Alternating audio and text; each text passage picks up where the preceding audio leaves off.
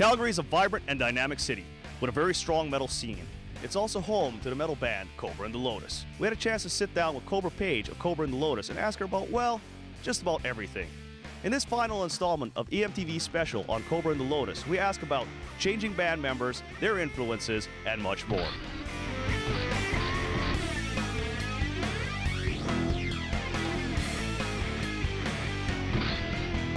Now on to the last European tour that you had, right? There was a member change that occurred. Could you tell us a bit about it? Well, member changes are always really difficult, but there's always just, I don't know, member changes happen for all different kinds of reasons, and it's never something you want to do. You always try and avoid it. You always try and change things before you have to do that. But if things can't change, then sometimes it just doesn't work. Something is not a fit, or and ultimately, the way I look at the band is it's a business, and it's a machine, and it has to be a well-oiled machine. And when the machine doesn't operate as well anymore because something is happening and affecting the band or the chemistry in the band to too much of a degree that's not very constructive to you, you need to shift something.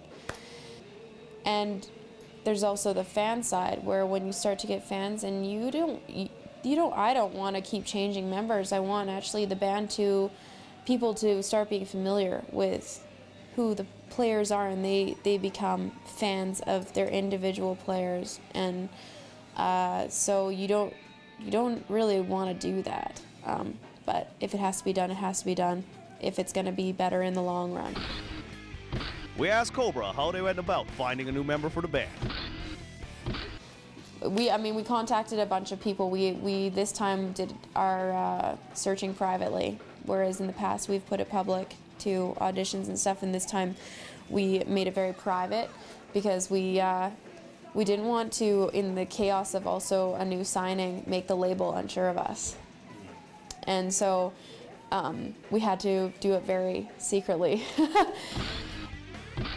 Charlie Paradriego has recently joined Kobra and the Lotus. We asked Kobra about his contribution to the band. Well, first of all, he's a great guitar player, and he can play our stuff no problem, and he puts his own flair into it. And that's a huge thing, is the personality that comes out on stage, and also the chemistry that he has with us, which has really clicked.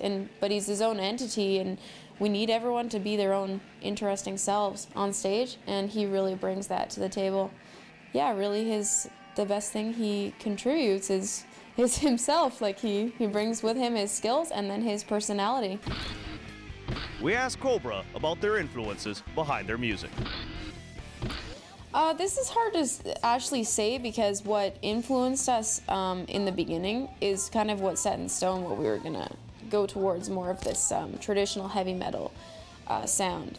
But it brings in like a lot of pieces, and the more we write, like the next album will probably have even more of what we're influenced by, and that changes all the time within the band. So what we were influenced initially by, which was, like Judas Priest, there was Metallica riffs, just like that kind of straight up simpler metal in the very beginning, like especially in Out of the Pit, has kept evolving. We want to stick to being traditional.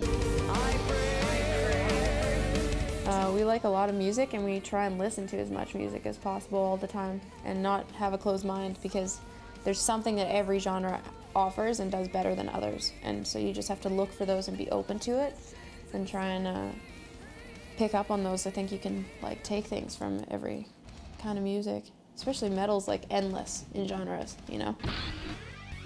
EMTV had found out that one of the members of Kobra and the Lotus was into Gary Moore. We asked Kobra which person this was. Yeah, it's me. I'm really big into blues, and I really liked his older stuff. Like there was, Run for Cover. That's kind of where it was the last kind of hard rock heavy metal more style stuff, and then he started going way more into this moody blues stuff, and I wasn't into it initially until a friend introduced it to me on the road, and he showed me Parisian Walkaways, and it was just that really classic sound with the sustained holds on the guitars. We asked Kobra if she had any advice for independent artists trying to break out.